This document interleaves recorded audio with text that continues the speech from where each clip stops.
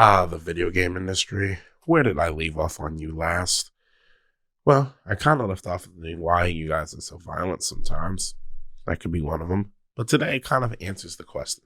Now, in my previous iteration of this essay, I went into detail of the future of the video game industry and what it would be its place over the next several decades, even more.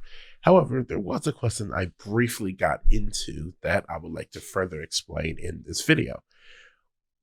Why are video games violent, or are they too violent, to be more specific? This video aims to find out. Now, violent video games has been out for pretty much a long time, whether they be shooting games like Call of Duty,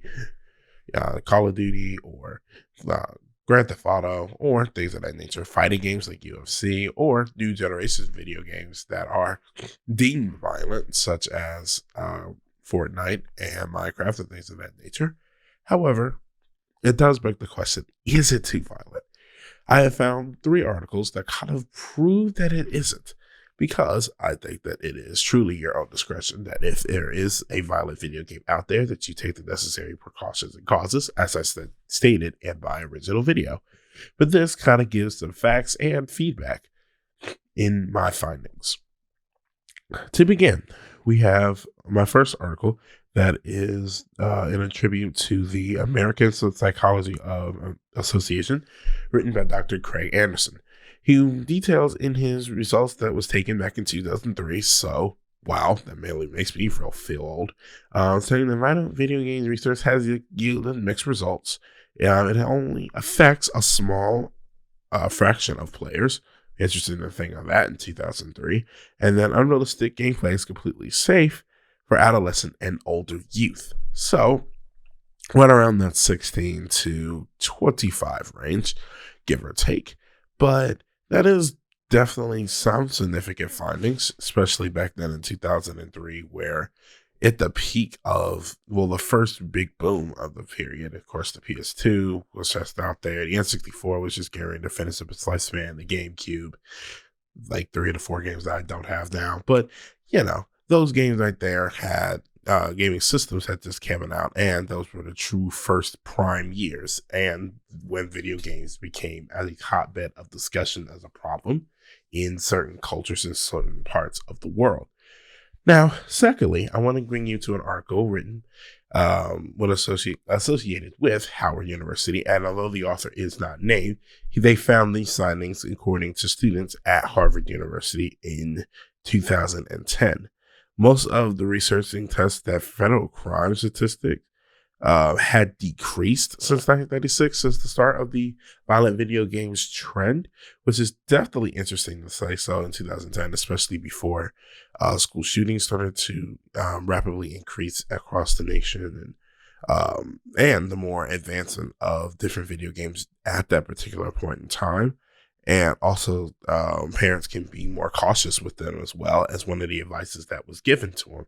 So, definitely some known advice, but also definitely interesting that federal crimes had also gone down since that time frame in 1996, with the rise of violent video games in the all across the world. Finally, I want to take you to an article written in 2014 as trying to find scholarly sources and articles was definitely a stretch, found by the Health Research Funding Organization back in 2014, saying that it has been helpful in taking focus their anger out on a game, which instead of doing it to a particular person, which is definitely a good thing to do.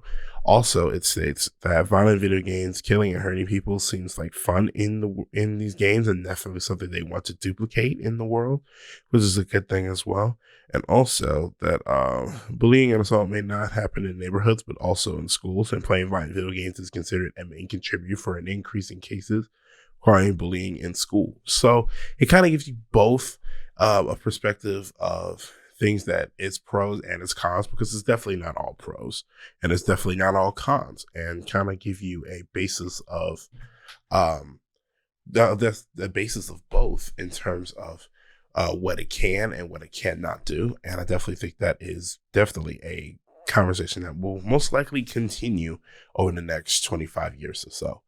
So it begs the question again, are video games too violent? I say it's up to your description and its societal impact.